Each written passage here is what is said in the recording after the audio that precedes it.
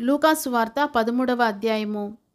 పిలాతు గలిలయులైన కొందరి రక్తము వారి బలులతో కలిపి ఉండెను. ఆ కాలమున అక్కడనున్న కొందరు ఆ సంగతి యేసుతో చెప్పగా, ఆయన వారితో ఇట్లనెను, ఈ గలిలయులు అట్టి హింసలు పొందినందున వారు గలిలయులందరి కంటే పాపులని మీరు తలంచుచున్నారా? కారని మీతో చెప్పుచున్నాను. మీరు మారుమనసు పొందని ఎడల మీరందరును అలాగే నశింతురు.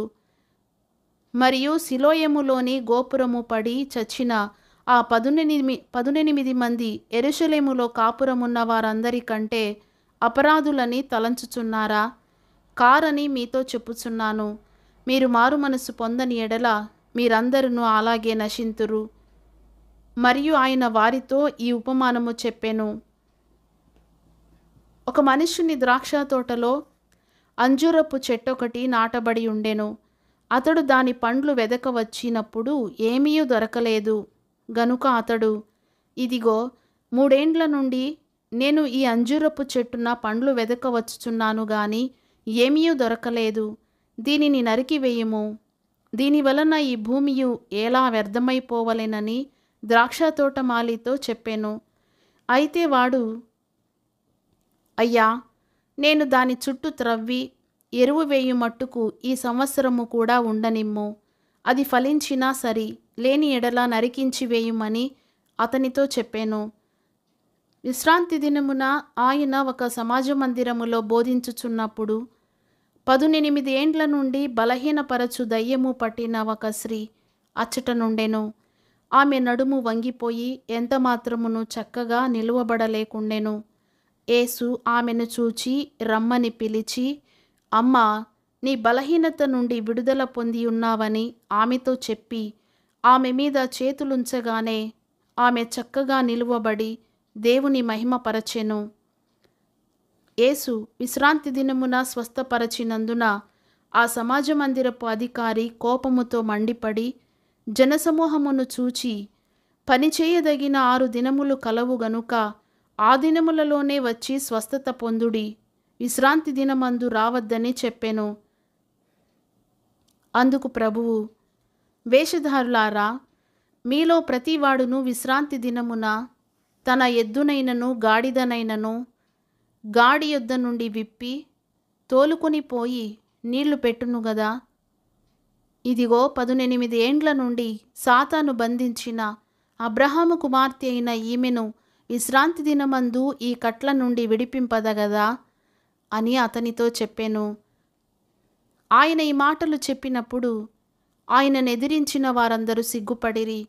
అయితే జనసమూహమంతయు ఆయన చేసిన ఘనకార్యములన్నిటినీ చూచి సంతోషించెను. ఆయన దేవుని రాజ్యము దేనిని పోలియున్నది? దేనితో దాని పోల్తును? ఒక మనుష్యుడు తీసుకొని పోయి తన తోటలో వేసిన ఆవగింజను పోలియున్నది. అది పెరిగి వృక్షమాయెను. ఆకాశ పక్షులు దాని కొమ్మల యందు నివసించెననెను. మరల ఆయన, దేవుని రాజ్యమును దేనితో పోల్తును? ఒక స్త్రీ తీసుకొని అంతయు పులిసి పొంగు వరకు 3 కుంచముల పిండిలో దాచిపెట్టిన పుల్లని పిండిని పోలియున్నదని చెప్పెను. ఆయన యెరూషలేమునకు ప్రయాణమైపోవచ్చు బోధించుచు పట్టణములలోను గ్రామములలోను సంచారము చేయుచుండెను. ఒకడు, ప్రభువా, రక్షణ పొందువారు కొద్దిమందేనా అని ఆయనను అడుగగా, ఆయన వారిని చూచి, ఇరుకు ద్వారమున ప్రవేశింప పోరాడుడి. అనేకులు ప్రవేశింపజూతురు గాని వారి వలన కాదని మీతో చెప్పుచున్నాను. ఇంటి యజమానుడు లేచి తలుపు వేసిన తరువాత మీరు వెలుపల నిలిచి తలుపు తట్టి, అయ్యా, మాకు తలుపు తీయమని చెప్పనారంభించినప్పుడు ఆయన, మీరెక్కడి వారో మిమ్మును ఎరుగనని ఉత్తరము మీతో చెప్పును. అందుకు మీరు, నీ సముఖమందు మేము తిని త్రాగుచుంటిమే, నీవు మా వీధులలో బోధించితివే అని చెప్పసాగుదురు. అప్పుడు ఆయన, మీరెక్కడి వారో మిమ్మును ఎరుగనని మీతో చెప్పుచున్నాను. అక్రమము చేయు మీరందరూ నా యొద్ద నుండి తొలగిపొండని చెప్పును. అబ్రహాము, ఇస్సాకు, యాకోబులను సకల ప్రవక్తలను దేవుని రాజ్యములో ఉండుటయు మీరు వెలుపలికి త్రోయబడుటయు మీరు చూచున్నప్పుడు మీరు ఏడ్చుచు పండ్లు కొరుకుదురు. మరియు జనులు తూర్పు నుండియు పడమట నుండియు ఉత్తరము నుండియు దక్షిణము నుండియు వచ్చి దేవుని రాజ్యమందు కూర్చుందురు. ఇదిగో, కడపటి వారిలో కొందరు మొదటి వారగుదురు, మొదటి వారిలో కొందరు కడపటి వారగుదురని చెప్పెను.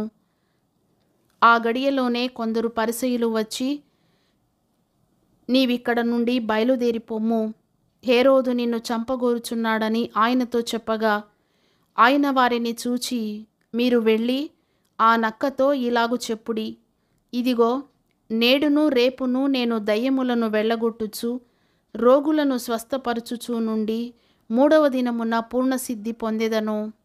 అయినను నేడు రేపు ఎల్లుండి నా త్రోవను నేను పోవుచుండవలెను. ప్రవక్త యెరూషలేమునకు వెలుపల నశింపవల్లపడదు.